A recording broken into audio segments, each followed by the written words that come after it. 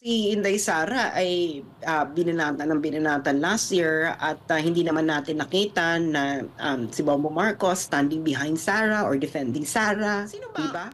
Sino ba yung may administrasyon? Umpisa pa lang nagkakaligwakan na, nagkakaagawan na, 'di ba? Alam mo yon, may executive secretary, alam mo yun, kung ano-ano na lang pinagagawa. You know, we don't know why it was happening. It was never really explained. Ang tama ay, kung tumakbo si Inday Sara noon, sure win si Inday Sara. Nag-giveaway, di ba, si Inday Sara, hindi siya tumakbo. Ito nga mga kababayan, bago natin ituloy ang video na ito, kung bago ka lang sa aking YouTube channel baka pwede makahingi ng like at subscribe at click mo na rin ang notification bell para updated ka sa aking nilalabas na bagong video. Salamat po. Ang tama ay, kung tumakbo si Inday Sara noon, sure win si Inday Sara. Nag-giveaway, di ba, si Inday Sara, hindi siya tumakbo. At nakita naman natin, pwede niyo namang balikan ang mga campaign noong 2022. Nakita nyo naman, ang buong pamilyang Duterte except kay Rodrigo Duterte ay full force behind Bongbong Marcos, di ba? Nakita mo si Baste, nagrabe yung pangampanya niya kay Bongbong Marcos. Nakita mo si Sara na halos si Bongbong Marcos na lang yung kinakampanya niya at hindi yung sarili niya. Nakita nyo rin si Pulong. You know, everyone was behind Bongbong Marcos because everyone thought that Bongbong Marcos would continue the Duterte administration policy. That was what the people voted for, di ba? Karamihan yan. At si Sara Duterte is of course a huge factor why Bongbong Marcos won, di ba? It was basically the Duterte administration that rehabilitated the Marcoses. Maraming nagsasabi, o sinabi din kung hindi ako nagkakamali ni FL, para sa iyo na lang. Sino bang naging dahilan ng pagkawatak-watak ngayon ng unit team? Si Inday Sara ba o sino ba sa kanilang kasamahan sa unit team? Well, nakita naman natin, no, si Inday Sara ay binanatan ng binanatan last year at hindi naman natin nakita na si Bongbong Marcos standing behind Sara or defending Sara, di ba? He never spoke about what the Martin Romualdez led house was doing to Sara. Diba? It was, at the end of the day, it was the supporters, the ordinary people who stood behind Sara Duterte. And I think, kung nakikinig itong si Madam Vice President, kung matsyempohan lang niya na ang aking pagdadaldal, kasi sino naman ako para pakinggan ng ating mahal na Vice Presidente, no? Na I think this should be a lesson to you, Madam Vice President, that at the end of the day, ang mga taong nagmamahal sa inyo, sa iyo, sa iyong tatay, ang mga ordinaryong mga Pilipino na sumuporta sa inyong pamilya, sa iyo, sa iyong tatay, they are the same people that who will be behind you all throughout the day, all throughout. Kasi alam nila ang quality ng inyong governance, alam nila ang inyong kakayahan, ang inyong tapang. So, kung sinasabi na kung sino nagkawatak-watak sa unity, and I think they should look into the mirror and see that the person who is responsible for disbanding, for the tragedy that has fallen to the unit team is the man or the woman on the mirror. Diba? Sino ba yung may administrasyon? Umpisa pa lang nagkakaligwakan na, nagkakaagawan na, diba? Alam mo yun, may executive secretary, alam mo yun, kung ano-ano na lang pinagagawa. You know, we don't know why it was happening. It was never really explained, diba? So, ang masasabi ko lang is, sila yung may kagagawan kung bakit nagkawatak-watak. Because nag-iba sila, from the election and then after the election, di ba? At naging iba na yung priority nila. At tilang parang priority na nila ngayon is mapamahal sa kanila ang dilawan. Noong kampanya, hindi ba sila ang umasa kay VP Sara at hindi si VP Sara ang umasa sa mga Marcoses? Alin bang tama? Ang tama Ang tama ay, kung tumakbo si Inday Sara noon is sure win si Inday Sara. Nag-giveaway, di ba, si Inday Sara, hindi siya tumakbo.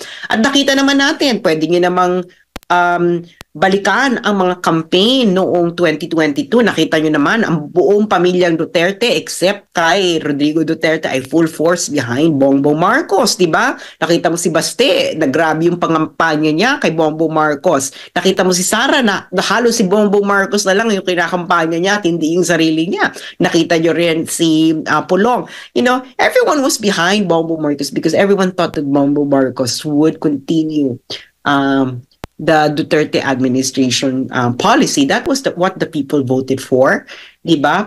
Karamihan yan. At si Sara Duterte is of course a huge factor why Bongbong Marcos won, di ba? It was basically the Duterte administration that rehabilitated the Marcoses.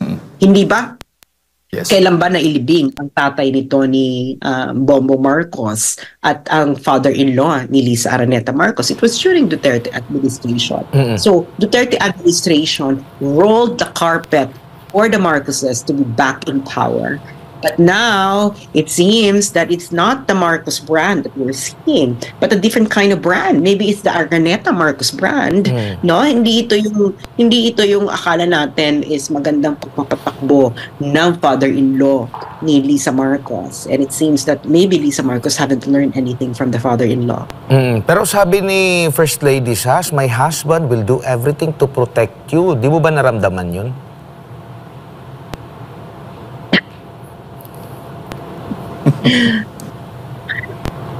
You know what this reminds me?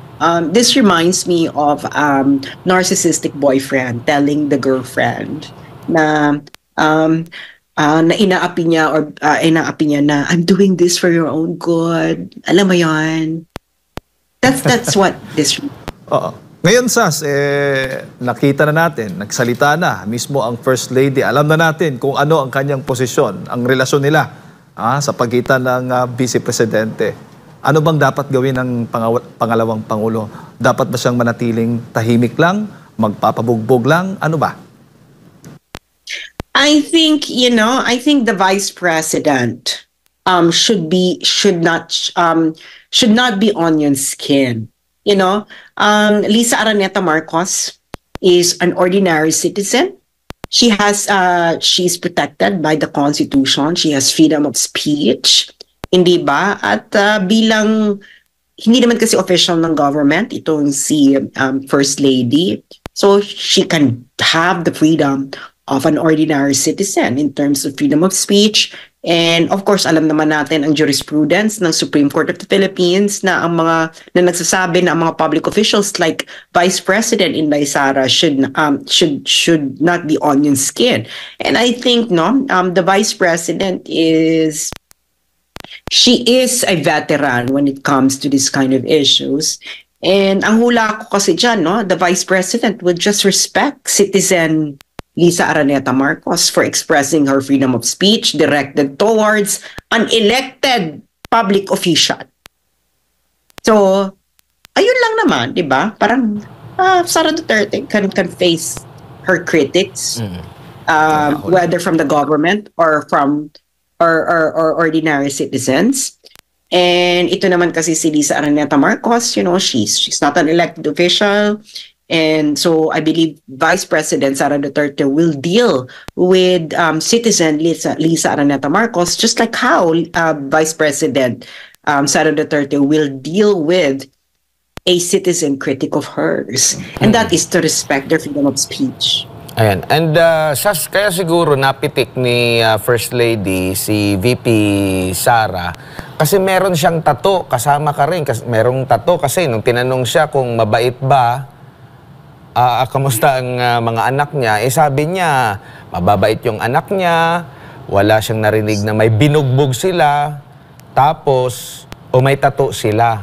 So, hindi ka mabait, Sas, at si VP kasi may tattoo ka eh. Ito naman si Admar, si Jade. Ano bang sasabihin Mabait ko? ka ba, Sas? Yun. Napunta sa tattoo eh. ako ay mahaba ang pasensya. Ayun. You know, mabait ako hanggang sa kakayanin, pero may hangganan. So, bigyan mo ako ng, do not test my patience more than 1 year. Ganon. No? Pag 1 year pinagbibilang kita, huwag kang mag-ano. Pero ito yung sinasabi niya na the First Lady, you know, is implying na if you have a tattoo ay hindi ka mabait. Let me remind the First Lady of the Philippines that one of your sister-in-laws, Amy Marcos, has tattoos. Yun lang po. Tsaka yung mga katutubo natin na Yes. sabi nga, sa post nga ni Mayor Baste, meron siyang pinost dito na mga Bisayan Pentados. Exactly. And at hindi ba tattoo yung kilay ni Mrs. Araneta? Ayun. Yan yung...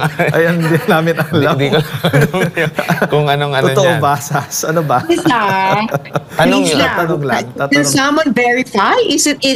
Aren't her eyebrows microbladed? That's tattoo. Oh, Sas, huli na lang mula sa akin. Ito lang kay yung pahayag ni First Lady. Sabi niya dito, bad shot na yan sa akin unless she says sorry or whatever, or maybe she will. She crossed the line. Dapat bang mag-sorry ang Vice Presidente kay FL? Ang masasabi ko lang, Jade at Admar ay #cross the line with Sara. Yun lang po. Ayan. Thank you.